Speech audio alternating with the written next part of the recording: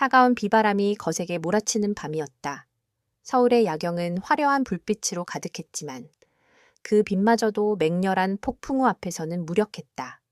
강민주는 낡은 배낭을 메고 도시 외곽의 인적 드문 산길을 걷고 있었다. 그는 고요하고 평화로운 산속에서 평생을 보낸 후 스승의 유언에 따라 희귀한 약초를 구하러 속세로 내려온 지 얼마 되지 않았다. 그의 외모는 지극히 평범했다. 무채색의 낡은 점퍼, 약간 길어 눈을 가리는 머리카락, 그리고 시골뜨기처럼 순박해 보이는 표정. 누구도 그에게서 비범함을 찾아볼 수 없었다. 그러나 그의 발걸음은 흔들림이 없었다. 폭우가 쏟아지는 절벽 위, 미끄러운 바위 투성이 길을 마치 평지를 걷는 것처럼 나아갔다. 그가 찾는 약초는 오직 이런 험난한 환경에서만 자라나는 귀한 것이었다. 민주는 바위 틈에 숨겨진 작은 동굴을 발견하고 잠시 비를 피하기 위해 몸을 숨겼다. 동굴 안은 차가웠지만 그는 개의치 않고 조용히 앉아 약초의 특성을 되새겼다. 그의 머릿속에는 스승에게 배운 수많은 의술과 약초학 지식이 파노라마처럼 펼쳐졌다. 바로 그때 멀리서 희미한 엔진 소리가 들려왔다. 보통 이 시간, 이 장소에는 어떤 차량도 지나가지 않는 것이 정상이었다. 민주는 고개를 들고 소리가 나는 쪽을 응시했다. 거대한 검은색 SUV 한 대가 미친 듯이 질주하며 비바람을 가르고 있었다. 그 뒤를 여러 대의 차량이 맹렬히 쫓고 있었고, 쫓고 쫓기는 추격전은 마치 영화의 한 장면 같았다. 하지만 이내 선두를 달리던 SUV가 빗길에 미끄러지며 중심을 잃더니 굉금과 함께 벼랑 아래로 굴러 떨어졌다. 쾅 하는 둔탁한 소리가 산 전체를 울렸다. 민주는 한치의 망설임도 없이 자리에서 일어났다. 그는 굳이 나설 필요가 없었지만 스승은 늘 모든 생명은 소중하다 가르쳤다. 그는 재빠르게 벼랑 끝으로 다가가 아래를 내려다보았다. 추락한 차량은 형체를 알아볼 수 없을 정도로 찌그러져 있었고 그 주변으로 이미 추격하던 차량들이 멈춰 서 있었다. 사복 차림의 거구들이 차에서 내려 벼랑 아래를 살폈다. 저 안에 누구 있나? 한 남자가 무정의에 대고 말했다. 김지수 아가씨가 타고 있었습니다. 하지만 생존 가능성은 거의 없습니다. 젠장 그냥 가자. 이대로 있다간 우리도 공영에 처할 거야. 아무도 모르게 처리하고 빠지자. 그들은 생존자를 확인하려는 노력조차 하지 않고 현장을 은폐하려는 듯 시도했다.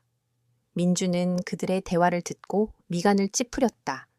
그는 그들이 누구인지, 왜 김지수라는 여인을 해치려 했는지 알 수 없었지만 그들의 행동이 인간적이지 않다는 것만큼은 분명했다.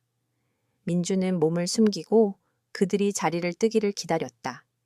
그들이 사라지고 난 후 민주는 벼랑 아래로 조심스럽게 내려갔다. 추락한 SUV는 심하게 훼손되어 있었다. 민주는 가까이 다가가 차창을 통해 내부를 들여다보았다.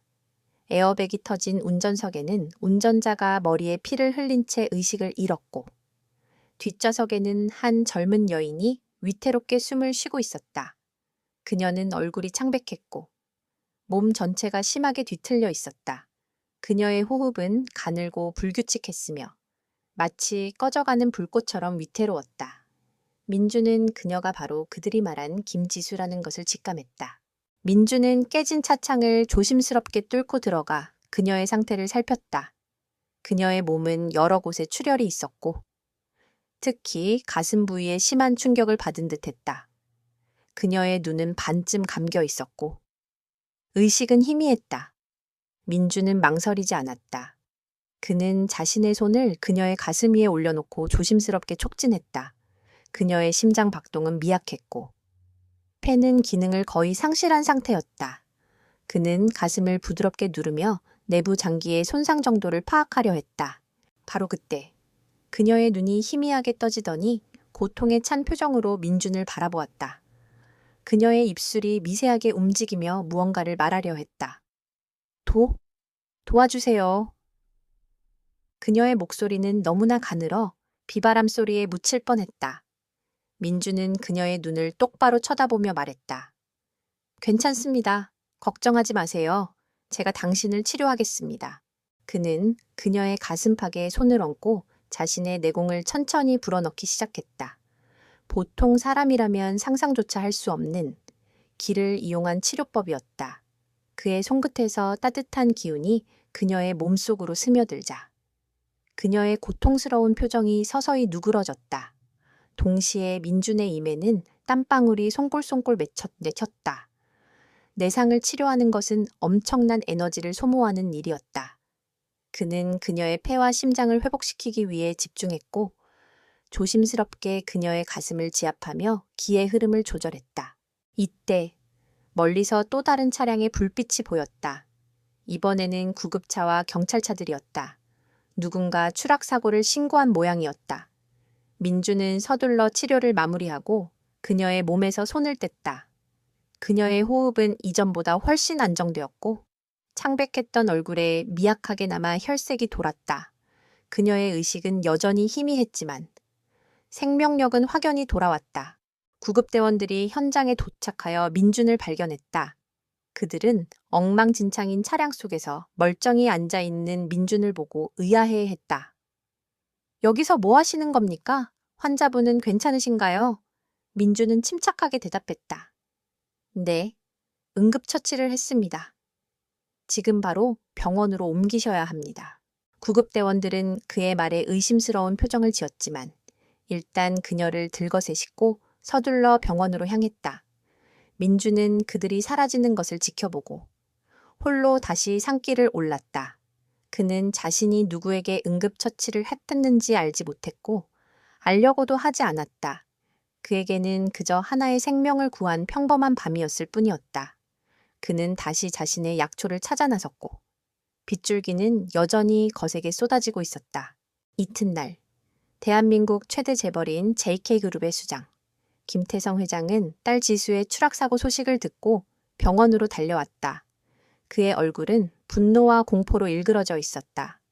주치의는 지수가 기적적으로 살아났다고 보고하며 그녀의 몸에 외상이 심했지만 내부 장기는 기이할 정도로 안정되어 있다고 말했다. 회장님, 이해가 가지 않습니다.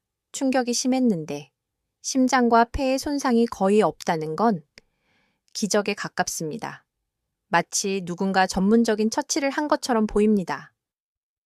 김태성 회장은 눈을 가늘게 뜨고 물었다. 누군가? 네. 응급 구조대원들이 현장에서 어떤 젊은 남자를 봤다고 합니다. 그런데 그 남자는 아무런 외상도 입지 않은 채로 환자 옆에 있었다고 합니다. 김태성 회장의 머릿속에 번개가 스쳐 지나갔다. 그는 딸의 목숨을 구한 사람이 그 남자라는 것을 직감했다. 그는 자신의 딸을 해치려 했던 세력에 대한 분노와 동시에 상상할 수 없는 의술을 가진 그 남자에 대한 호기심과 욕망이 솟구쳤다. 그는 즉시 모든 인력을 동원해 그 남자를 찾아오라고 명령했다. 그에게 그 남자는 단순한 은인이 아니라 자신의 제국을 더욱 공고히 할 수 있는 무한한 가치를 지닌 존재였다. 그러나 민주는 이미 도시의 흔적 없는 곳으로 사라진 뒤였다. 그날 밤 서울의 한 병실. 지수는 의식이 희미한 가운데 민준의 모습을 떠올렸다. 차가운 비바람 속에서 그녀의 가슴을 따뜻하게 감싸주던 손, 그리고 불안한 눈빛을 진정시켜주던 그의 목소리가 생생하게 느껴졌다. 괜찮습니다. 제가 당신을 치료하겠습니다. 그녀는 그가 누구인지 몰랐지만 그의 손길이 자신을 죽음의 문턱에서 구해냈다는 것을 본능적으로 알았다. 그녀의 입가에 희미한 미소가 번졌다. 그리고 그 미소는 그녀의 가슴 속에 깊이 각인되었다. 김태성 회장은 잠든 딸 지수의 병실을 떠나 비서실로 향했다. 그의 얼굴에는 여전히 어두운 그림자가 드리워져 있었지만 두려움보다는 강렬한 집념이 번뜩였다. 그는 비서실장에게 쌀쌀맞은 목소리로 지시했다. 그 남자를 찾아 어떤 수를 써서라도 내 딸을 살린 사람이니 반드시 찾아야 해. 모든 인맥과 자원을 동원해.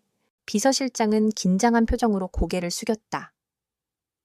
예, 회장님, 이미 모든 수단을 강구하고 있습니다.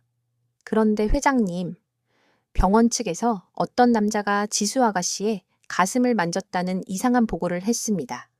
이게 어떤 의미인지 파악이 어렵습니다. 김태성 회장의 눈이 매섭게 빛났다. 가슴을 만져 그게 무슨 말인가 똑바로 말해. 네. 추락 현장에 가장 먼저 도착한 구급대원들의 증언에 따르면 그 남자가 지수 아가씨의 가슴 부위를 계속해서 지압하고 있었다고 합니다. 그 행위가 의료 행위인지 아니면 다른 의도가 있는지는. 닥쳐. 김태성 회장이 손을 들어 그의 말을 잘랐다. 내 딸을 살린 사람이다. 감히 그를 의심하지 마. 그 남자가 어떤 방식으로든 내 딸을 살렸다는 사실이 중요하다. 그의 특별한 능력이 무엇이든 나는 그것을 필요로 한다. 그는 의자의 등을 기댄 채 깊은 생각에 잠겼다. 그는 평생을 오직 돈과 권력만을 추구하며 살아왔다. 자신에게 도움이 되지 않는 사람은 가차없이 버렸고 필요한 사람은 수단과 방법을 가리지 않고 곁에 두었다. 그런 그에게 강민주는 미지의 존재였다. 의사들도 포기한 지수를 살린 그의 능력은 단순한 돈으로 살 수 있는 것이 아니었다. 김태성 회장은 본능적으로 이 젊은이를 자신의 제국에 포함시켜야 한다고 판단했다. 그가 가진 의술은 건강뿐만 아니라 예측 불가능한 미래에 대한 가장 강력한 보호막이 되어줄 것이었다. 며칠 후 비서실장의 보고가 들어왔다. 회장님, 드디어 그 남자를 찾았습니다. 그의 이름은 강민준, 20대 후반으로 보이며 신분증 외에는 어떤 기록도 없습니다. 고아로 자라 깊은 산속에서 스승과 함께 살았다고 합니다. 직업도, 학력도, 사회적 관계도 전무합니다. 그래서 지금 어디에 있지? 서울의 외곽에 있는 낡은 여관에 머물고 있습니다. 그는 약초를 캐러 다닌다고 합니다. 김태성 회장은 비웃음을 참지 못했다. 약초 겨우 그런 시시한 이유로 내 딸을 살린 건가 좋아. 지금 당장 그를 이리로 데려와. 원하는 게 무엇이든. 내가 다 들어줄 테니. 낡고 허름한 여관방. 강민주는 스승이 남긴 고서들을 정리하고 있었다. 그때 문이 두드려지고 밖에서 거구의 남성들이 그를 기다리고 있었다. 그들은 정중하지만 거절할 수 없는 태도로 말했다. 강민준 씨 되십니까? 김태성 회장님께서 뵙기를 원하십니다. 지수 아가씨의 일로 감사함을 표하고 싶다고 하셨습니다. 민주는 그들의 눈빛에서 협박과 권위를 동시에 느꼈다. 그는 더 이상 거절할 수 없다는 것을 알았고 조용히 그들을 따라 나섰다. 김태성 회장의 집무실은 서울의 스카이라인을 한눈에 내려다보는 최상층에 위치해 있었다. 화려한 인테리어와 값비싼 미술품들로 가득 찬 공간은 그의 권력을 여실히 보여주고 있었다. 민주는 이런 환경에 익숙하지 않았지만 전혀 위축되지 않았다. 그는 꼿꼿한 자세로 창가에 서 있는 김태성 회장을 마주했다. 김태성 회장은 그의 모습을 위아래로 훑어보았다. 낡은 점퍼에 바랜 청바지. 그의 예상대로 초라한 모습이었다. 강민준 씨, 만나서 반갑네. 내 딸 지수를 살려주어 정말 고맙네. 원하는 게 뭔가 돈인가? 아니면 JK그룹 내의 자리인가? 김태성 해가면서다는 회장은 거만하게 물었다. 그는 상대방이 돈이나 권력에 굴복하는 모습을 보는 것을 즐겼다. 그것은 자신의 힘을 증명하는 가장 확실한 방법이었다. 민주는 담담하게 대답했다. 저는 아무것도 원하지 않습니다. 그저 제 할 일을 했을 뿐입니다. 김태성 회장은 예상치 못한 대답에 잠시 당황했다. 아무것도 원하지 않는다. 사람에게는 반드시 원하는 것이 있기 마련이지 돈, 명예, 권력, 그중 하나라도 원하지 않는다는 말인가? 허튼 소리 하지 말고 솔직하게 말해. 자네가 원하는 게 뭐든 내가 들어주지. 100억이면 되겠나? 아니, 1000억. 민주는 그의 태도에 미간을 찌푸렸다. 그는 김태성 회장이 자신의 의술을 돈으로 환산하려는 것에 불쾌감을 느꼈다. 회장님, 저는 의술을 돈으로 파는 사람이 아닙니다. 제게 의술을 가르쳐 주신 스승님은 의사의 손은 오직 생명을 구하기 위한 것이라고 하셨습니다. 저는 그 가르침에 따라 행동했을 뿐입니다. 돈은 저에게 의미가 없습니다. 저는 제 약초만 있으면 충분합니다. 김태성 회장의 얼굴이 굳어졌다. 그의 오만한 자존심이 민준의 담담한 거절에 상처 입었다. 그는 민준을 멸시하듯 바라보았다. 겨우 약초 따위나 캐는 사람이 내 딸을 살렸다는 사실을 믿기지 않는군. 자네, 내가 누군지 아나? 나는 김태성일세. 대한민국 경제를 좌지우지하는 JK그룹의 회장이야. 내가 자네에게 보상을 하겠다는데 감히 거절해. 민주는 침착하게 대답했다. 알고 있습니다. 하지만 회장님의 돈은 저에게 필요하지 않습니다. 이제 그만 저를 놓아주십시오. 이 말을 들은 김태성 회장은 분노를 참지 못했다. 그는 의자에서 벌떡 일어나 민준에게 다가섰다. 이 건방진 놈, 내가 호의를 베풀 때 감사히 받아들여야지.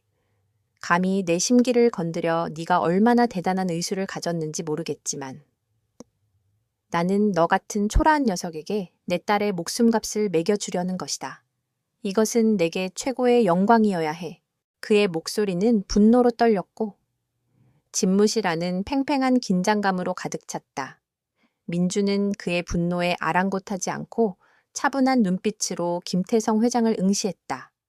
그는 이런 종류의 권력 싸움에 익숙하지 않았지만 자신의 신념을 굽힐 생각은 추호도 없었다. 저는 회장님의 호의를 받아들일 수 없습니다. 저는 다시 산으로 돌아갈 것입니다. 저에게 더 이상 바라는 것이 없다면 이만 가보겠습니다. 민준이 돌아서려는 순간 김태성 회장은 거친 목소리로 외쳤다. 멈춰, 내가 놓아줄 때까지 한 발짝도 움직이지 마. 그의 눈빛은 더 이상 단순한 분노가 아니었다. 그것은 집착과 소유욕으로 가득 차 있었다. 그는 민준의 능력이 너무나 탐났고 그가 자신에게 굴복하지 않는다는 사실에 극도의 모욕감을 느꼈다. 이 순간 그의 마음속에는 돈으로 살 수 없는 것을 권력으로라도 소유하겠다는 오만한 욕망이 싹트고 있었다. 그는 민준의 뒤에 서서 나지막이 속삭였다. 좋아. 돈과 명예를 원하지 않는다고 했지. 그럼 다른 것을 주도록 하지. 네가 가장 거부할 수 없는 것을. 민준은 알 수 없는 불안감을 느끼며 그를 돌아보았다. 김태성 회장의 입에는 섬뜩한 미소가 걸려 있었다. 네가 내 딸의 가슴을 만진 순간 너의 운명은 결정된 것이다. 내가 지수를 살린 은인이자 예비 사위로 만들어주마. 지수와 결혼해라. 강민준, 김태성 회장의 입에서 나온 결혼이라는 단어는 강민준의 머릿속을 날카롭게 파고들었다. 그는 충격과 당혹감을 감추지 못했다. 그의 눈빛은 흔들렸고 평정심을 유지하던 그의 태도에 미세한 균열이 생겼다. 회장님, 그게 무슨 말씀이십니까? 저는 그런... 민주는 말을 잇지 못했다. 김태성 회장은 그의 당황한 표정을 보며 만족스러운 미소를 지었다. 왜 그렇게 놀라나? 내가 돈과 권력을 거절하는 자네에게. 자네가 가장 거부할 수 없는 것을 주겠다고 했지 않나? 내 딸의 남편 자리. 즉, JK그룹의 사위가 되는 영광을 말일세. 저는 그런 것을 원치 않습니다. 저는 지수 씨를 단지 의사로서 치료했을 뿐입니다. 결혼은 있을 수 없는 일입니다. 있을 수 없는 일이라니. 너는 이미 내 딸의 가장 소중한 부분을 만졌다. 세상 사람들은 그것을 어떻게 보겠나. 게다가 내 딸이 너에게 마음을 열었더군. 그녀는 의식이 희미한 가운데에도 너의 이름을 불렀다. 너와 함께 있을 때. 그녀의 상태가 가장 안정된다는 의료진의 보고도 있었다. 김태성 회장은 능숙하게 상황을 조작하고 있었다. 그는 민준의 순수한 의도를 불순하게 보이도록 만들고 그를 사회적인 족쇄로 묶으려 했다. 그는 민준이 자신의 의도대로 움직일 수밖에 없도록 교묘하게 압박하고 있었다. 저와 지수 씨는 아무런 관계가 없습니다. 그저 치료했을 뿐입니다. 회장님께서 그렇게 말씀하시면 제가 곤란해집니다. 민주는 침착함을 되찾으려 노력하며 말했다.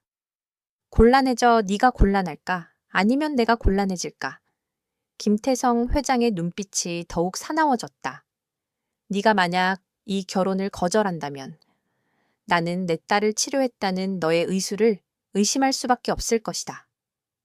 아니, 나는 네가 다른 불순한 의도로 내 딸에게 접근했다고 소문을 낼 수도 있다. 그러면 내 스승이 평생을 걸고 쌓아 올린 의술은 하루아침에 희롱당할 것이고 너는 사기꾼으로 낙인 찍힐 것이다.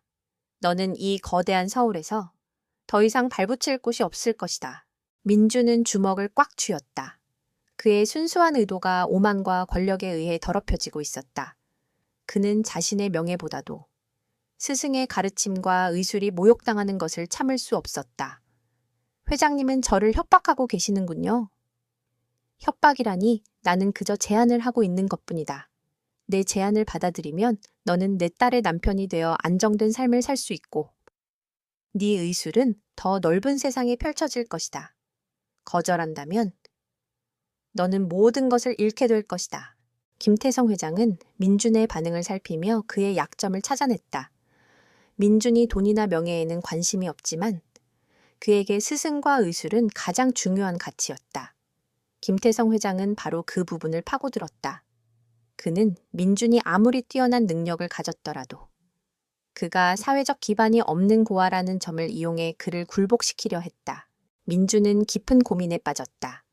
그가 이 결혼을 받아들이지 않는다면 김태성 회장은 반드시 소문을 퍼뜨릴 것이고 그의 의술은 사람들에게 불신을 받게 될 것이다.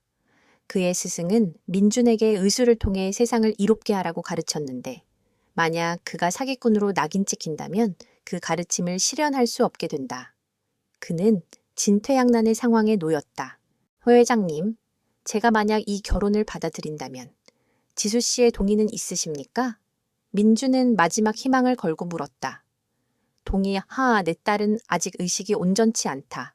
하지만 그녀는 너를 마음에 들어 한다고 했지 않나? 내가 내 딸의 행복을 위해 결정하는 것이다.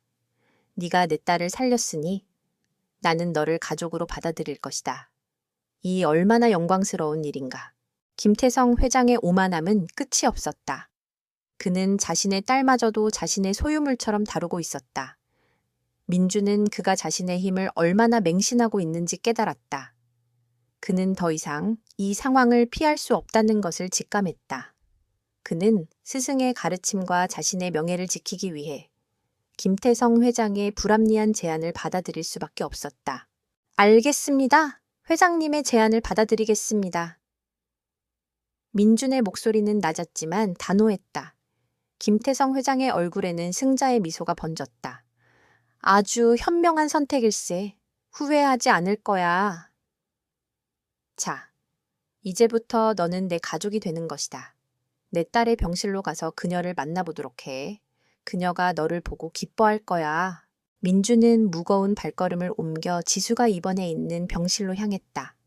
그는 자신이 방금 맺은 계약이 어떤 의미인지 어렴풋이 짐작하고 있었다. 그것은 단순한 결혼이 아니라 김태성 회장이라는 거대한 그림자 아래에 자신의 모든 것을 내맡기는 것이었다. 그러나 그는 단지 자신의 의술을 지키기 위한 선택이었다고 스스로를 위로했다. 병실 문을 열고 들어서자 창가에 앉아 책을 읽고 있는 지수의 모습이 보였다. 그녀는 이전보다 훨씬 건강해 보였고 얼굴에는 화색이 돌았다. 그녀는 민준을 보자마자 책을 내려놓고 놀란 표정으로 그를 바라보았다. 어떻게? 여기에? 민준은 그녀의 눈을 피하지 않고 말했다.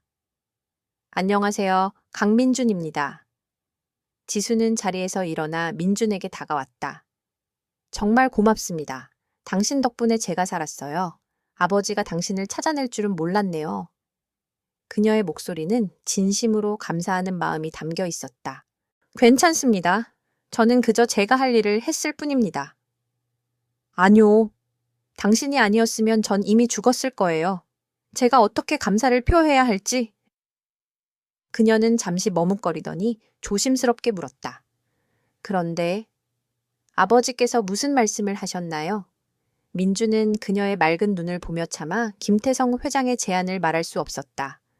그는 그저 씁쓸한 미소를 지으며 대답했다. 결혼 하자고 하셨습니다. 지수의 얼굴이 굳어졌다. 그녀는 민준의 표정과 그의 말의 뉘앙스에서 어떤 강제적인 상황이 있었음을 직감했다. 그녀의 눈동자의 혼란과 충격, 그리고 미안함이 스쳐 지나갔다. 결혼이요? 민주는 고개를 끄덕였다. 회장님께서는 저와 지수 씨의 결혼을 원하십니다. 그는 그녀에게 자세한 상황을 설명하지 않았다. 그녀에게 모든 것을 이야기하면 그녀 역시 혼란스러워질 것을 알았기 때문이었다. 그는 조용히 그녀의 반응을 기다렸다. 김지수의 얼굴은 충격과 혼란으로 얼룩졌다.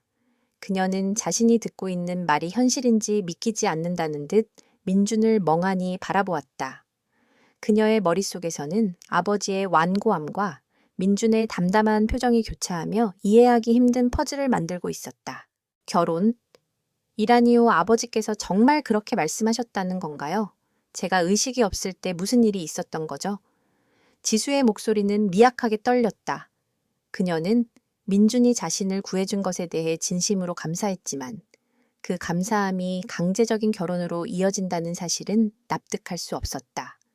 그녀는 자신이 아닌 아버지의 오만함과 욕심이 만들어낸 상황이라는 것을 본능적으로 알았다. 민주는 그녀의 흔들리는 눈빛을 보며 차분하게 대답했다. 지수 씨는 의식이 없을 때 제가 응급처치를 했습니다. 그리고 회장님께서는 그 은혜에 보답하기 위해 저와 지수 씨의 결혼을 제안하셨습니다. 제가 그 제안을 거절할 수 없는 상황이었고요. 민주는 자신이 김태성 회장의 협박에 굴복했다는 사실을 숨기지 않았다. 그는 거짓말을 하고 싶지 않았다. 그는 이 상황의 부당함을 지수에게 솔직하게 알리고 싶었다. 거절할 수 없는 상황이라니요?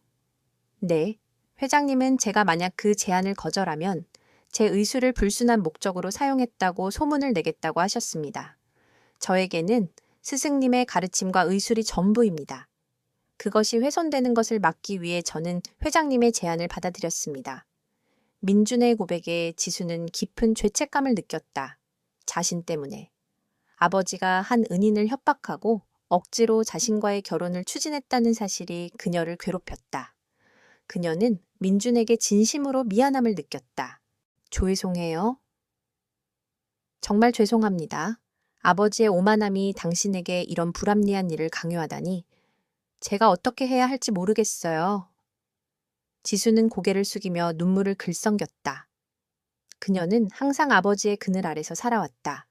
아버지의 부와 권력은 그녀에게 편안한 삶을 주었지만 동시에 그녀의 자유와 의지를 억압했다. 그녀는 민준이 자신과 같은 처지에 놓였다는 사실에 더욱 마음이 아팠다.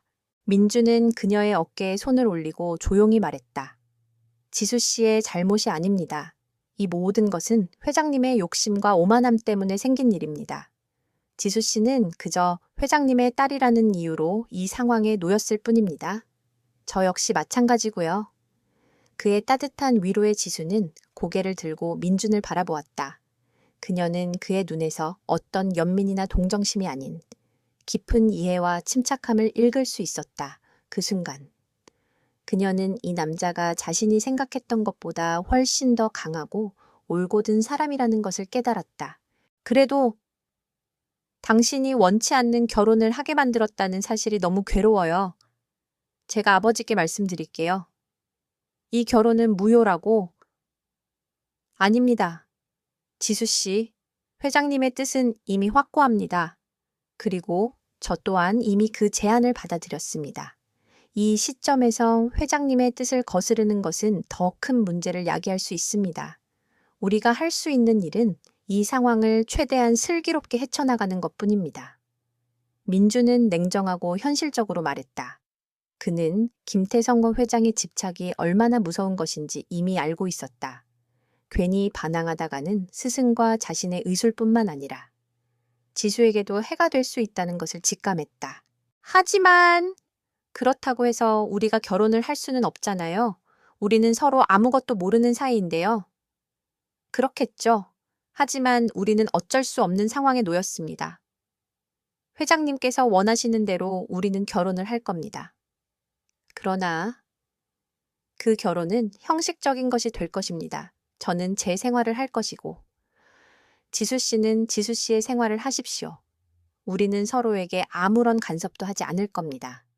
오직 회장님께서 원하시는 가족의 모습을 연기하는 것이죠. 민준의 제안에 지수는 잠시 생각에 잠겼다. 그녀는 그의 말이 현실적이고 유일한 해결책임을 인정했다. 아버지는 원하는 것을 얻을 때까지 절대로 포기하지 않는 사람이었다. 그에게 맞서 싸우는 것은 계란으로 바위치기였다. 민준의 제안대로 형식적인 결혼 생활을 하는 것이 그나마 그녀의 자유를 지킬 수 있는 유일한 방법이었다. 좋아요. 당신 말대로 할게요. 우리 둘 다 이 끔찍한 상황에서 벗어날 방법을 찾을 때까지 형식적으로 부부 행세를 하는 거죠. 지수는 비록 어쩔 수 없는 선택이었지만 그 제안을 받아들이기로 했다. 그녀는 민준의 침착함과 이성적인 태도에 의지하고 싶었다. 그녀는 그가 자신의 아버지가 만들어낸 감옥에서 탈출할 수 있도록 도와줄 유일한 사람이라고 믿게 되었다. 민준은 그녀가 제안을 받아들이자 안도했다. 그는 지수가 자신에게 분노하거나 이 모든 상황을 부정할까봐 걱정했었다. 하지만 그녀는 놀랍도록 침착하고 이해심이 깊었다. 감사합니다. 지수 씨, 제가 불편함을 드리지 않도록 최선을 다하겠습니다. 아니요, 제가 감사해야죠. 당신은 저를 2번이나 구해준 은인이에요. 한 번은 목숨을 구해줬고 또 한 번은 제게 현실적인 탈출구를 보여주셨어요. 그들의 대화는 묘한 공생관계를 형성했다. 그들은 서로에게 억지로 묶인 운명이었지만 그 안에서 서로를 이해하고 신뢰하기 시작했다. 그들은 김태성 회장의 오만한 계획에 이용당하고 있었지만 동시에 서로를 지지하는 유일한 동맹이 되었다. 이튿날, 김태성 회장은 민준과 지수가 함께 있는 모습을 보고 흡족한 미소를 지었다. 그는 자신이 두 사람의 마음을 얻었다고 착각했다. 그는 즉시 언론에 결혼 발표를 준비하고 민준의 신분을 JK그룹의 고문 의사로 격상시켰다. 그는 민준의 능력이 자신에게 어떤 방식으로든 도움이 될 것이라고 확신했다. 그러나 그는 민준의 내면이 얼마나 강인하고 그의 의지가 얼마나 굳건한지 아직 알지 못했다. 그의 오만함은 그가 거대한 실수를 저지르고 있다는 것을 깨닫지 못하게 했다. 결혼 발표는 한국 사회를 뒤흔들었다. 대한민국 최고의 재벌그룹 JK의 외동딸 김지수와 이름 없는 평범한 청년 강민준의 결혼은 모든 언론의 헤드라인을 장식했다. 사람들은 그의 신분과 배경에 대해 온갖 추측을 쏟아냈다. 일각에서는 강민준을 신데렐라 남편이라고 조롱했고 다른 한편으로는 김어자 혼지즉 인기야나당김 기만이 숨겨둔 막강한 재능을 가진 인물이라고 호기심을 보였다. 하지만 모두의 관심은 오직 하나였다. 도대체 이 젊은이가 어떤 능력을 가졌기에 천문학적인 재산을 가진 재벌에 들어갈 수 있었는가. 결혼식이 끝난 후 민주는 지수와 함께 김어미 회장의 거대한 저택으로 거처를 옮겼다. 그곳은 하나의 왕국이나 다름없었다. 거대한 정원과 분수, 그리고 미술관을 방불케 하는 저택 내부는 그들의 세계가 얼마나 다른지를 여실히 보여주었다. 저택의 모든 사람들은 민준을 예의주시했다. 그들의 눈빛에는 존경심이 아닌 노골적인 호기심과 경계심이 담겨 있었다. 민준은 그들의 시선을 개의치 않았다. 그는 자신의 방에서 조용히 시간을 보냈다. 그의 방은 저택의 한쪽에 위치한 작은 별채였고 그곳에는 최소한의 가구와 그가 산에서 가져온 몇 권의 고서만이 놓여 있었다. 그는 그곳에서 명상을 하거나 책을 읽으며 자신의 평정심을 유지하려 노력했다. 지수와 그는 약속대로 서로의 사생활을 존중하며 지냈다. 식사 시간이나 공식적인 자리에서만 함께 모습을 드러냈을 뿐 사적인 시간에는 서로를 전혀 간섭하지 않았다. 그러나 저택 안의 다른 식구들은 민준을 곱게 보지 않았다. 특히 김아와 진 회장의 조카인 김진우는 민준을 가장 경멸했다. 그는 JK그룹의 후계자 자리를 노리고 있었으며 민준의 등장은 그의 계획의 거대한 걸림돌이었다. 그는 민준을 단순한 시골뜨기로 치부하며 그의 존재를 철저히 무시했다. 저런 천박한 놈이 감히 우리 가문에 들어오다니. 삼촌이 무슨 생각으로 저런 자를 지수와 결혼시켰는지 모르겠군. 김진우는 자신의 비서에게 툴툴거렸다. 넌 저놈이 뭐 대단한 능력이라도 있다고 생각해? 삼촌이 언론에 띄운 기사는 전부 거짓말일 거야. 분명히 뭔가 약점을 잡았겠지.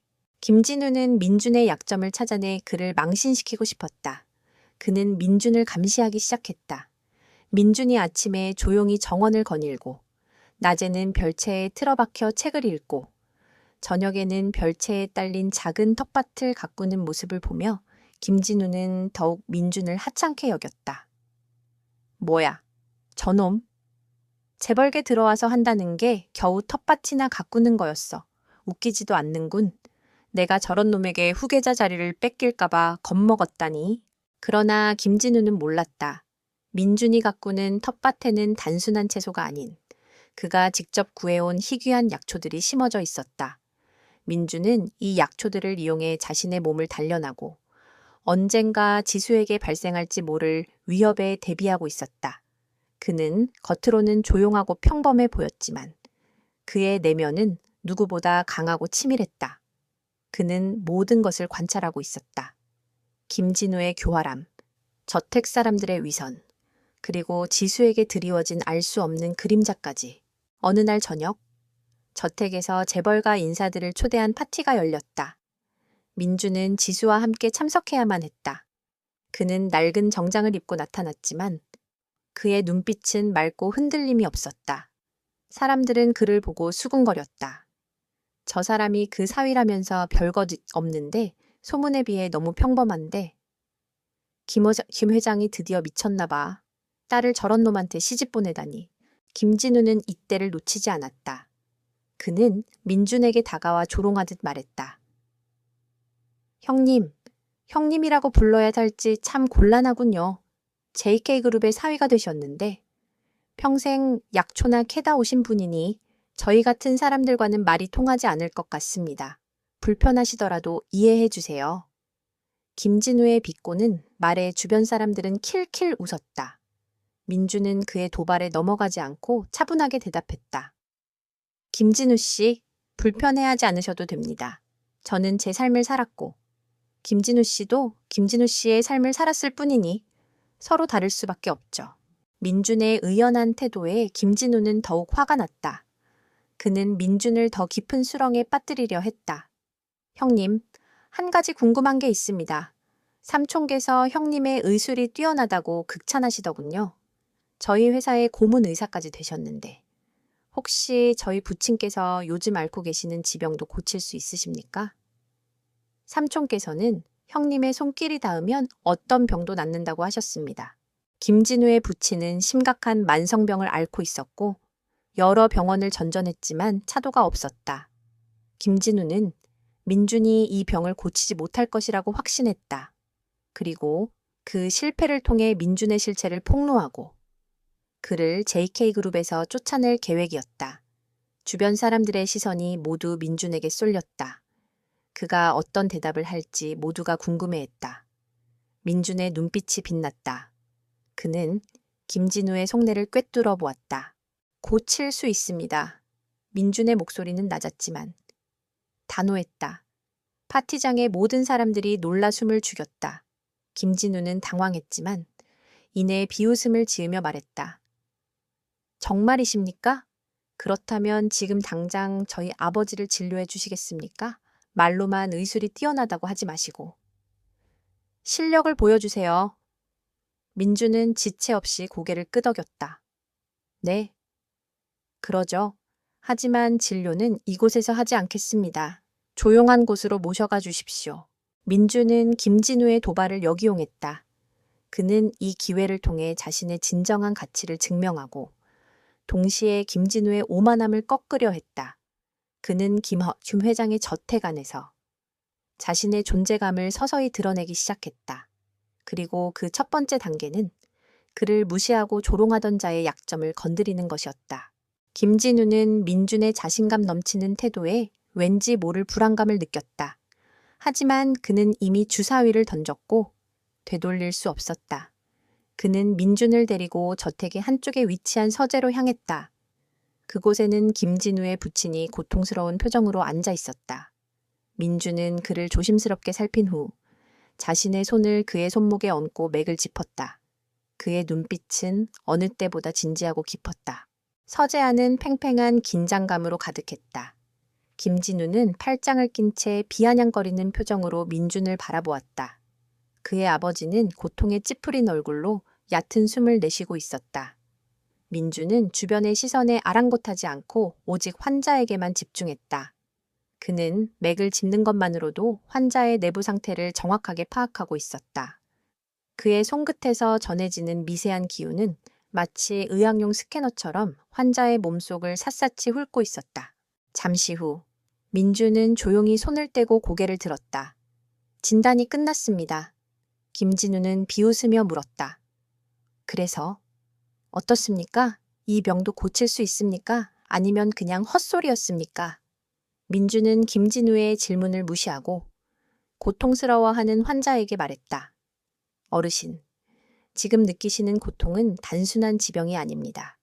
약물 중독으로 인해 내부 장기가 서서히 손상되고 있습니다. 민준의 말에 김진우의 얼굴이 하얗게 질렸다. 무슨 소리야? 우리 아버지는 평생 약물이라고는 근처에도 가지 않으셨어. 네가 감히 누굴 사기꾼으로 몰아가는 거야.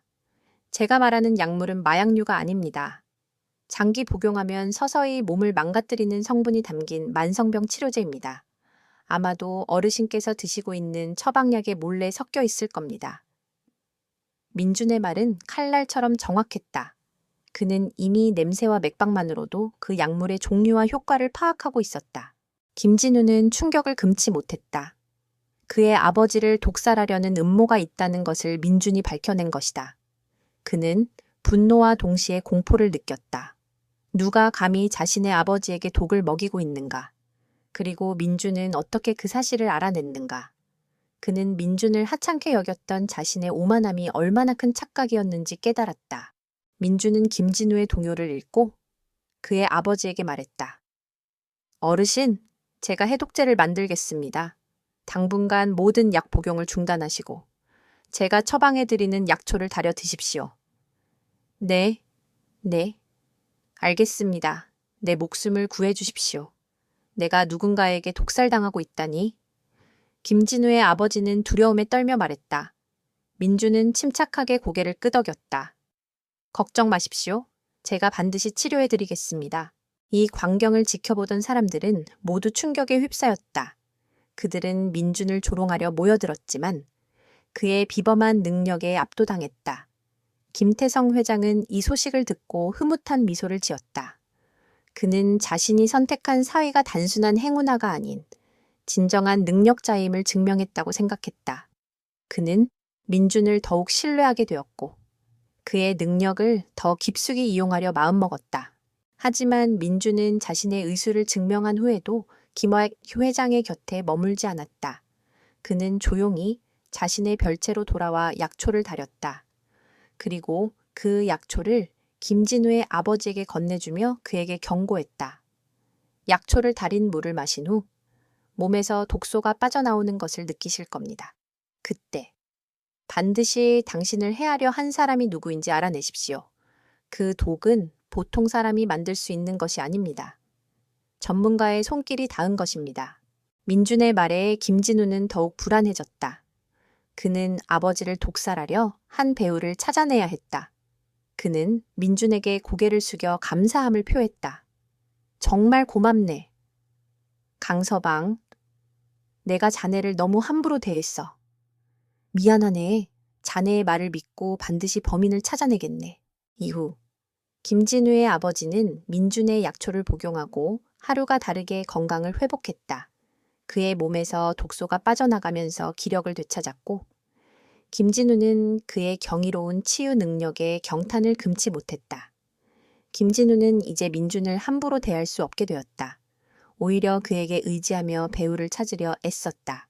한편 민준은 지수와 함께 저녁 식사를 하던 중 지수에게 조심스럽게 말을 꺼냈다. 지수 씨, 회장님께서 제게 말씀하신 것이 있습니다. 지수 씨의 병은 단순한 사고가 아니라고요. 지수의 표정이 굳어졌다. 그게 무슨 말씀이세요?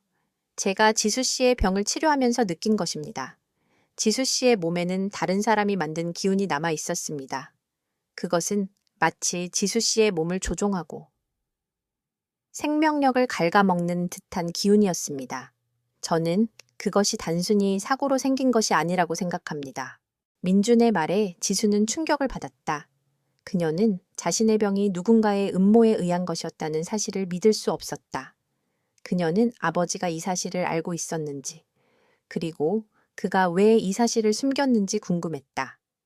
아버지께서는 혹시 이 사실을 알고 계셨나요? 아마도 짐작은 하셨을 겁니다. 그래서 저를 데려와 지수 씨를 치료하려 하셨겠죠.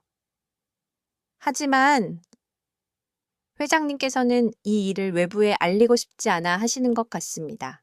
아마도 자신의 권력 싸움에 지수 씨가 이용당했다고 생각하시겠죠?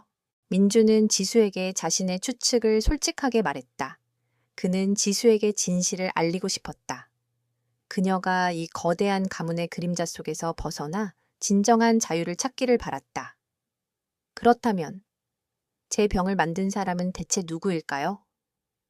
아직은 모릅니다. 하지만 범인은 아마도 지수 씨와 가까운 사람일 겁니다. 가장 가까운 곳에 있는 사람이 가장 큰 위협이 될 수 있으니까요. 민준의 말은 지수의 마음속에 깊은 의심의 씨앗을 뿌렸다. 그녀는 자신의 주변 사람들을 돌아보았다. 아버지, 사촌인 김진우, 그리고 가족처럼 지내던 오랜 친구들. 그녀는 누구를 믿어야 할지 알 수 없었다. 그러나 한 가지는 분명했다. 그녀의 목숨을 노린 누군가가 아직도 이 저택 안에 있다는 것. 그리고 그녀를 진심으로 걱정하고 있는 사람은 민준뿐이라는 것. 그날 밤, 지수는 밤늦도록 잠을 이루지 못했다. 그녀의 마음속에는 복잡한 감정과 함께 이 진실을 파헤치고 싶은 강한 욕망이 싹트고 있었다. 김지수는 민준의 말을 곱씹으며 불안에 떨었다. 그녀의 병이 단순한 우연이 아니라 누군가의 악의적인 의도로 시작되었다는 사실은 충격적이었다. 그녀는 아버지에게 진실을 확인하고 싶었다. 다음 날 아침, 그녀는 김 회장다. 디니 배장의 집무실로 찾아갔다. 아버지, 저에게 할 말이 있습니다. 지수의 목소리는 평소와 달리 단호했다. 김하원 회장은 서류를 들여다보며 건성으로 대답했다. 무슨 일이냐? 아직 몸이 다 회복된 것도 아닌데 서둘러서 좋을 것 없단다. 저의 병에 대해 알고 계셨죠? 단순한 사고가 아니라는 것, 누군가 저를 해치려고 했다는 것을요. 김 회장은 들고 있던 서류를 책상 위에 내려놓았다. 그의 얼굴에는 감정이 실려 있지 않았지만 눈빛은 흔들렸다. 그는 잠시 침묵을 지키다가 이내 차가운 목소리로 말했다. 누가 그런 헛소리를 하던가. 괜한 걱정하지 말고 내 몸이나 잘 챙겨라. 나는 네가 다친 것 말고는 아는 것이 없다. 아버지, 강민준 씨가 제게 말해주었습니다. 제 몸에 남아있던 기운을 통해 누군가 저를 해치려 했다는 것을 알았다고요. 지수의 말에 김하 회장의 눈빛이 싸늘하게 변했다. 그 자식이 감히 내게 쓸데없는 말을 짓거렸다고 나는 그저 너의 치료를 위해 그를 데려왔을 뿐이다. 그가 무슨 말을 하든 신경 쓰지 마라. 아버지, 왜 진실을 숨기시는 거죠? 제 목숨을 노린 사람이 누구인지 알고 계시죠?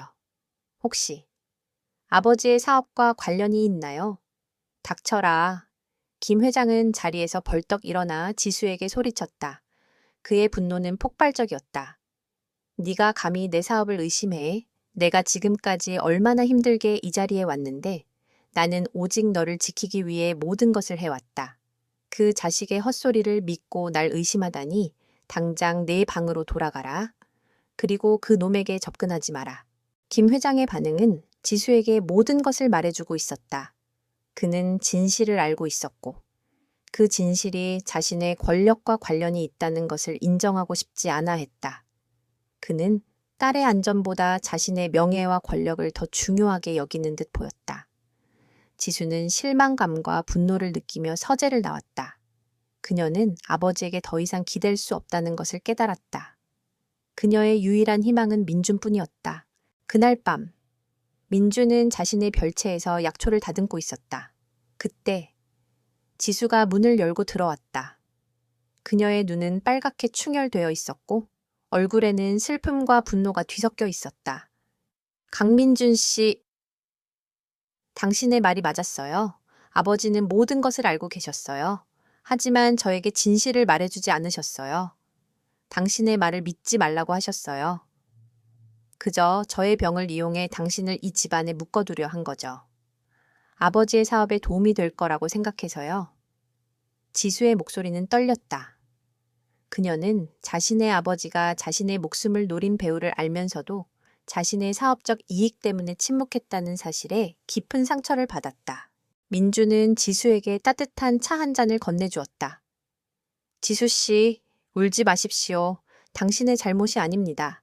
이 모든 것은 회장님의 오만함이 만들어낸 비극입니다.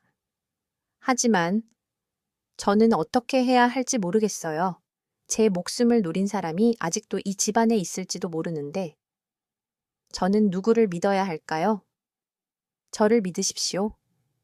민준의 목소리는 단호하고 믿음직스러웠다. 제가 지수 씨를 반드시 지켜드리겠습니다. 그리고 이 모든 음모를 밝혀내겠습니다. 민준의 말에 지수는 안도감을 느꼈다. 그녀는 민준이 자신을 지켜줄 것이라는 확신을 가졌다. 그녀는 그의 손을 잡고 말했다. 고마워요. 강민준 씨. 당신이 아니었으면 저는 평생 진실을 알지 못했을 거예요. 저도 당신을 도울게요. 우리가 함께 그들을 찾아내요. 이들의 대화는 묘한 공생 관계를 더욱 공고히 했다. 그들은 이제 형식적인 부부 관계를 넘어 진정한 동맹이 되었다. 그들의 목표는 단순한 복수가 아니었다. 그들은 김 회장의 권력 아래 숨겨진 거대한 부패의 사슬을 끊고 정의를 실현하는 것이었다. 다음 날, 민주는 김 회장의 집무실로 찾아갔다. 그는 지수에게 말한 것처럼 김 회장과 직접 대면하여 진실을 밝히려 했다.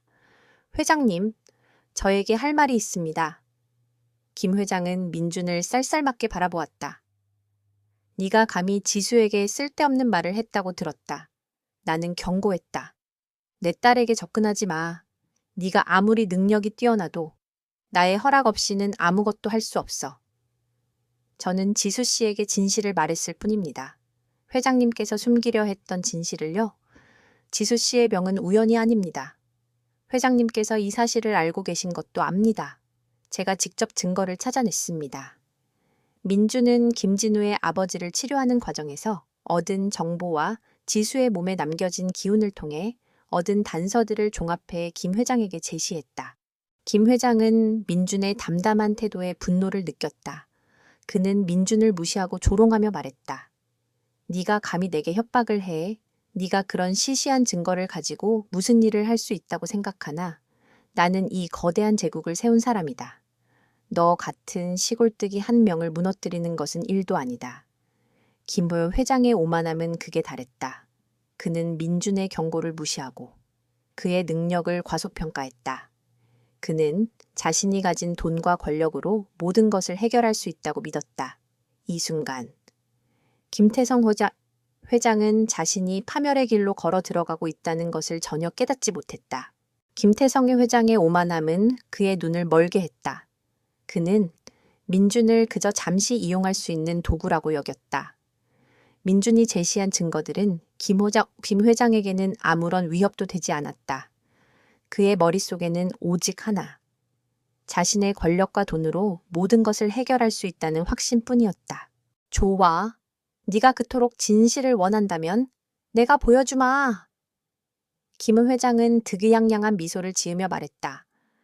하지만 그 진실을 밝히려는 대가는 혹독할 것이다. 나는 네가 가진 모든 것을 빼앗을 것이다. 내 스승의 명예, 내 의술, 그리고 네가 가장 소중히 여기는 지수까지도. 김 회장의 말이 끝나자마자 그의 비서실장이 들어와 민준에게 서류철을 건넸다. 강민준 씨, 이것은 저희 법률팀이 준비한 것입니다. JK그룹의 명예를 훼손하고 회장님을 협박한 혐의로 당신을 고소하는 내용입니다. 또한 저희가 당신의 스승님을 조사한 결과 그분이 과거에 불법 의료 행위로 처벌받은 기록이 발견되었습니다. 저희는 이 사실을 언론에 공개할 것입니다. 당신은 물론 당신의 스승님까지도 사기꾼으로 낙인 찍힐 것입니다. 민준의 얼굴이 굳어졌다. 그는 김 회장의 악랄함에 경악했다. 그는 스승의 명예를 훼손하려는 김 회장의 행동을 용납할 수 없었다. 회장님, 스승님은 그런 분이 아닙니다. 이 모든 것은 조작된 것입니다. 민주는 분노의 찬 목소리로 외쳤다. 조작 증거가 있지 않나? 네가 가진 증거는 아무것도 아니야. 나는 돈과 권력으로 모든 증거를 만들어낼 수 있다. 너 같은 하찮은 놈이 내게 감히 맞서려 하다니. 네가 가진 것이 무엇인지 보여주마. 김 회장은 민준을 비웃으며 말했다. 네가 만약 이 싸움에서 이긴다면 내가 가진 모든 것을 내게 주마. 하지만 진다면 너는 평생 나의 노예가 될 것이다.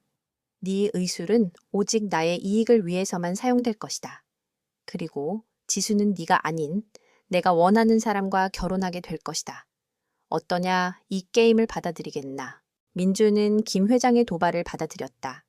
그는 더 이상 물러설 곳이 없었다. 그는 자신의 명예와 스승의 가르침을 지키기 위해, 그리고 지수를 이 끔찍한 상황에서 구해내기 위해 김 회장과 전면전을 벌이기로 결심했다. 좋습니다. 회장님, 그 게임을 받아들이겠습니다. 하지만 명심하십시오. 제가 가진 증거는 단순한 서류 조작이 아닙니다. 저는 당신이 가진 모든 것을 무너뜨릴 것입니다. 민주는 김 회장의 집무실을 나와 지수가 있는 곳으로 향했다. 그는 그녀에게 모든 상황을 설명했다. 지수는 민준이 자신 때문에 위험에 처했다는 사실에 깊은 미안함을 느꼈다. 강민준 씨, 당신이 혼자 싸울 필요 없어요. 저도 함께 싸울게요. 아버지의 부도덕한 행동을 세상에 알리고 당신의 명예를 되찾아 드릴게요. 지수 씨, 고맙습니다. 하지만 지수 씨는 잠시 이 싸움에서 물러나 있어야 합니다. 회장님께서는 지수 씨를 인질로 삼을 수도 있습니다. 제가 모든 것을 해결하겠습니다. 민주는 김 회장의 권력에 맞서 싸울 계획을 세웠다. 그는 먼저 김진우의 아버지를 독살하려 했던 배우를 찾기 위해 김진우와 접촉했다.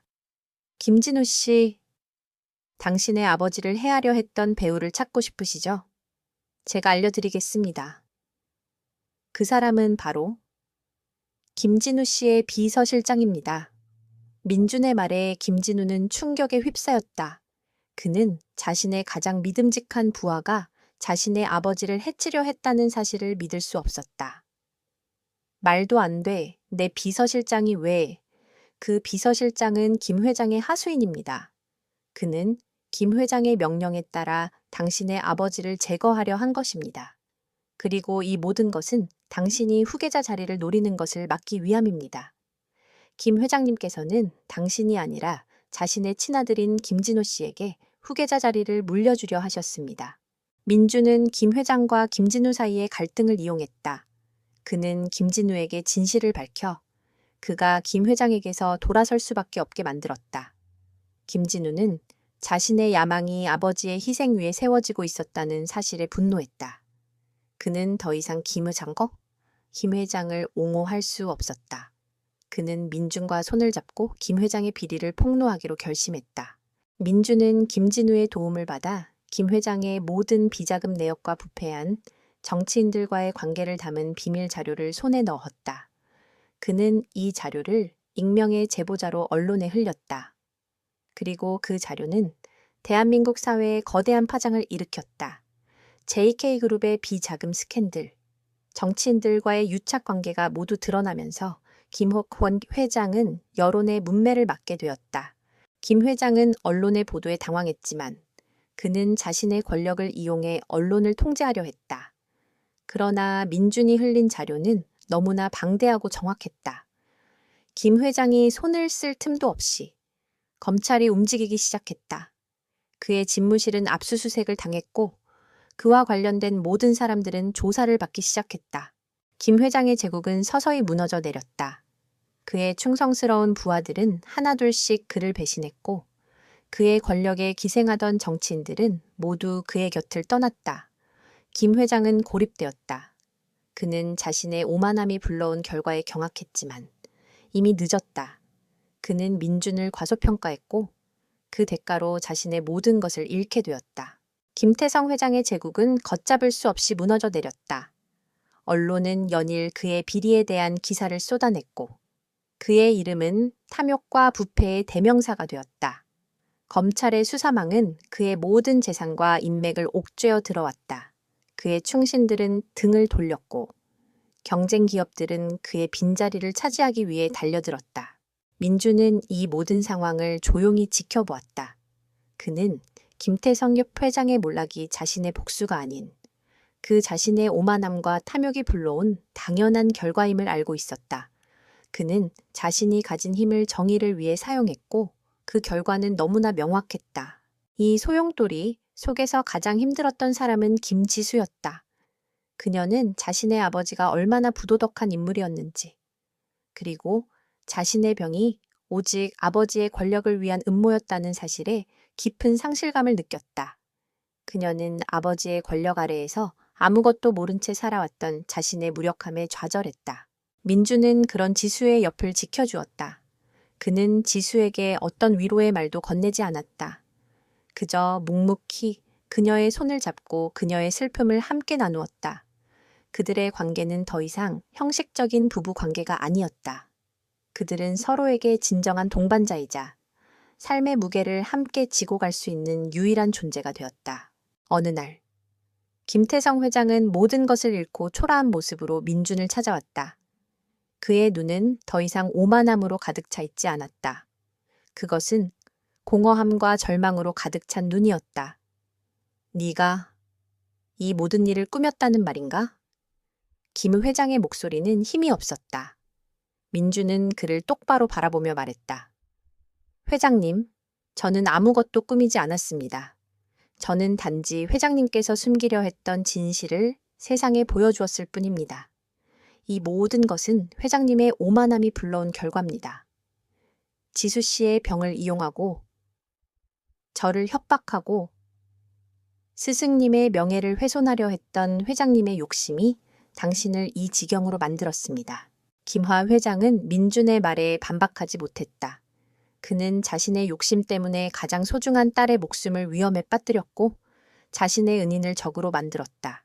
그는 자신이 얼마나 어리석었는지 깨달았다.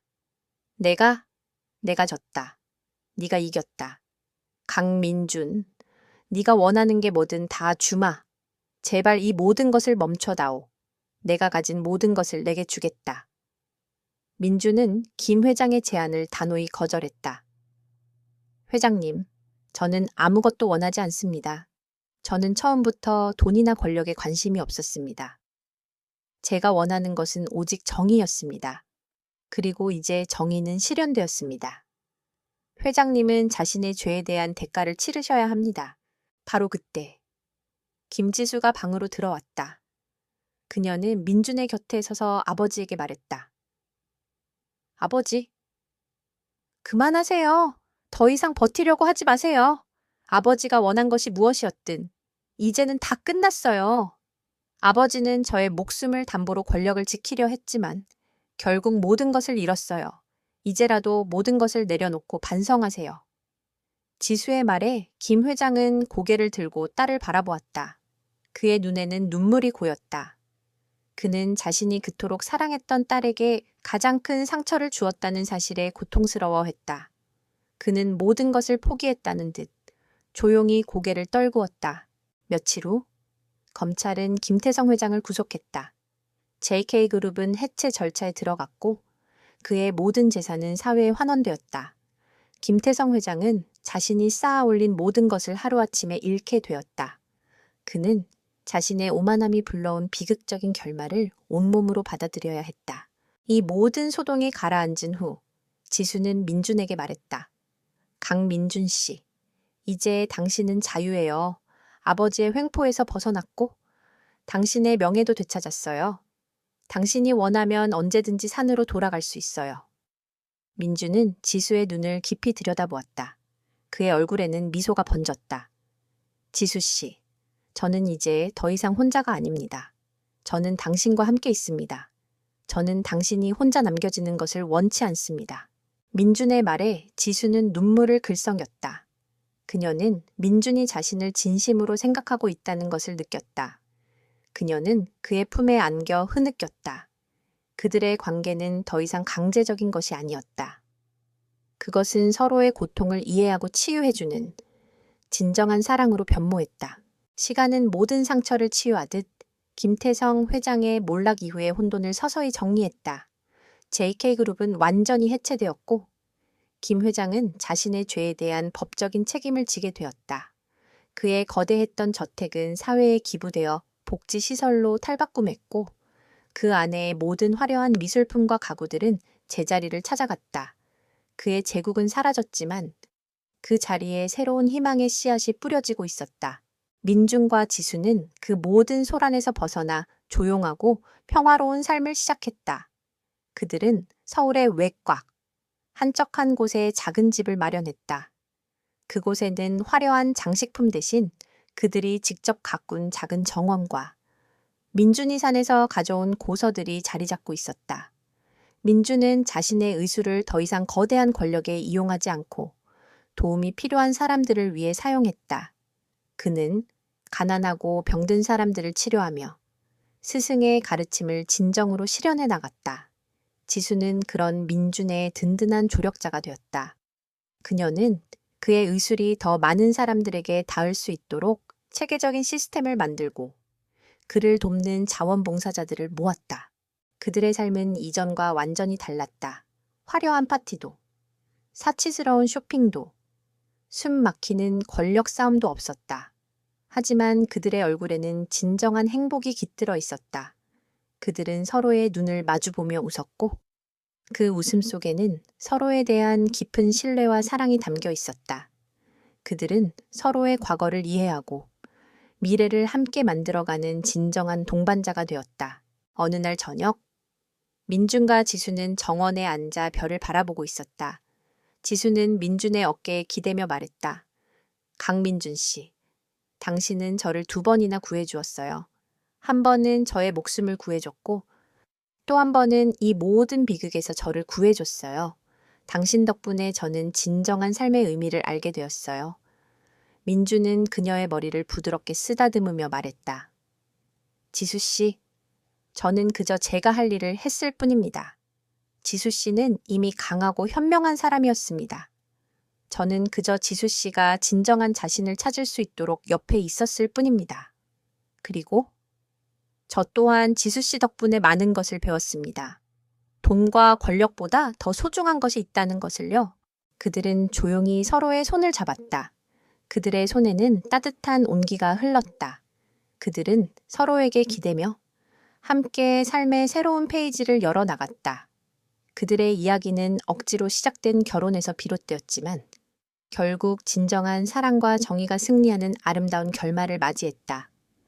오만했던 재벌 회장은 자신의 어리석음을 깨달았고 무시당했던 신데렐라 사위는 진정한 영웅으로 거듭났다. 그들의 사랑은 권력의 그늘 아래 피어난 한 떨기 꽃처럼 빛을 향해 아름답게 피어났다.